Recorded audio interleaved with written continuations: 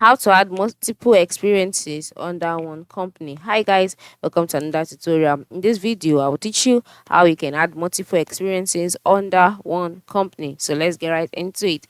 The first step is to log in into your LinkedIn account. Once you're logged in, the second step is to navigate through to your profile. And there are two ways to do this. The first way is by going to the left side of the screen and clicking on either your profile picture or your profile name, or by going to the top part of the screen where you can see some icons such as home, my network, jobs, and then me. And always click on me, a box will be displayed. In the box, you see view profile. Whichever way, just ensure you navigate through to your profile.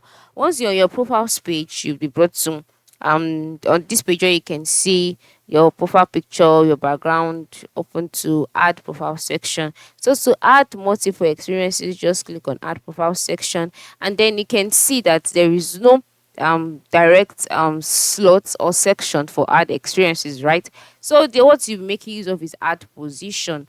So you just click on position so that you can showcase the multiple roles that you've taken in a particular company. This is because each role you take has its own experience, right? So you're just capturing everything in a word, which is position. So you can just type out the position, perhaps the first position that you occupied in that company in here, the type of experience, the type of employment it was, the name of the company, right?